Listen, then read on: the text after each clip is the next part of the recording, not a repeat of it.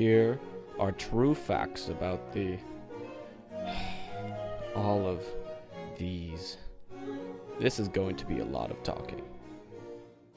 These creatures of the not-so-deep sea live in the spray zone. Imagine that the spray zone is kind of like if Shamu had sex with a hurricane. The spray of waves is the main source of water that these animals come in contact with, which is why most of them can go relatively long periods of time without any aqueal contact. Aqueal. That's definitely not a word.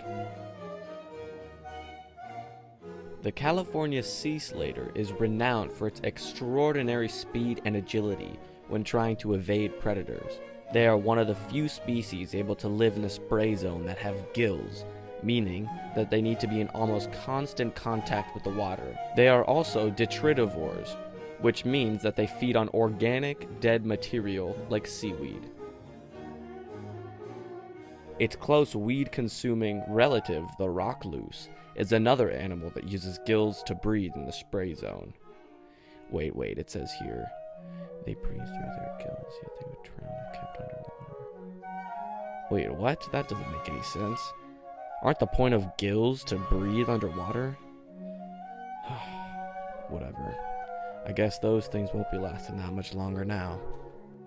The rockloose has an extreme advantage over its enemies because it can adjust its body temperature at will in order not to be too hot or too cold.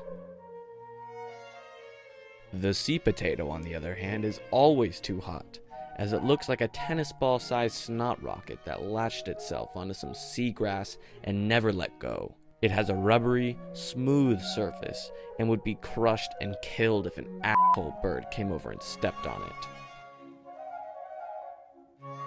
The neighbor of the sea potato is the aggregating anemone. Now, he might have frosted tips like a cringy Florida YouTuber, but I promise you those are no ordinary tips. These anemones have formed a symbiotic relationship with a special colored algae residing on the tips of their tentacles. The algae attracts food for the anemone, and the anemone positions its tentacles towards the sun so it can photosynthesize. The periwinkle snail uses tiny teeth on the bottom of its radula, which makes scraping edible algae off rocks a breeze. They have a singular foot that is covered in mucus and other oozing periwinkle secretions. Their moist shell allows them to live out of the water for days at a time without the need to go back in. The orange lichen is a beast of its own. They are covered by cortical pigment, which intensify their color under sunlight. And just like a beach thought spending a day in the sun, they leave a bad taste in your mouth. Yeah, that's right. I'll let your dirty little minds work that one out yourselves. Just remember, if you ever think about how crappy your house is, at least you don't live in the shithole that is the spray zone.